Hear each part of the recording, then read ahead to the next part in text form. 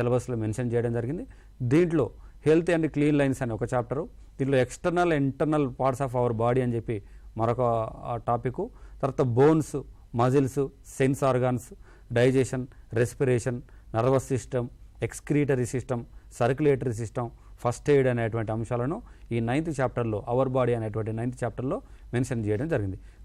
ఇక్కడ మనం ఒకసారి గమనిస్తే ఈ చాప్టర్ యొక్క ఉద్దేశం చూస్తే మొత్తం ఎనిమల్ ఫిజియాలజీ ఏదైతే ఉందో, ఎనిమల్ ఫిజియాలజీలో ఉన్నటువంటి అన్ని అంశాలను మనకు ఇక్కడ పొందుపరచడం జరిగింది.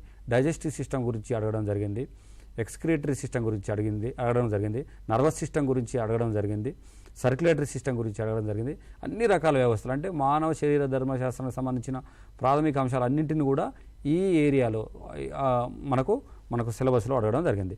ఇదే విషయానికి వచ్చినట్లయితే ఈ చాప్టర్లో మనకు గతంలో అడిగిన ఒక ప్రశ్నను కనుక మనం గమనించినట్లయితే మీరు స్క్రీన్ మీద చూడొచ్చు. ఈ క్రింది వాటిలో స్పృహ కోల్పోయిన సందర్భంలో వ్యక్తికి సహాయపడే అత్యంత సముచిత ప్రథమ చికిత్స ఏంటి అని మన గతంలో ప్రశ్న ఇచ్చినారు. దీనికి సంబంధించి 4 ఆప్షన్లను కనుక మనం గమనించినట్లయితే వ్యక్తిని నిటారుగా కూర్చోబెట్టి నీరు ఇవ్వడం అనేది ఒక ఆప్షన్ ఇవ్వడం జరిగింది.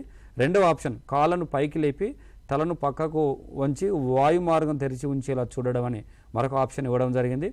చల్లని నీరు చల్లి వ్యక్తిని కదిలించడం అనేటువంటి ఒక ఆప్షన్ ఇవ్వడం జరిగింది. 4వ ఆప్షన్గా వ్యక్తిని దుప్పటితో కప్పి వేచి ఉంచడం అనేది 4వ ఆప్షన్గా ఇవ్వడం జరిగింది. ఈ 4 ఆప్షన్లను మనం గమనిస్తే మీరు స్క్రీన్ మీద గమనించినట్టుగా సెకండ్ ఆప్షన్ ఏదైతే ఉందో కాళ్ళను పైకి లేపి తలను పక్కకు వంచి వాయు మార్గం తెరిచి ఉంచేలా చూడడం అనేటువంటిది కరెక్ట్ సమాధానంగా మనం గుర్తించవచ్చు. ఇది మనకు ఈ చాప్టర్లో మనకు ఇచ్చిన క్వశ్చన్కి సంబంధించిన సరళి.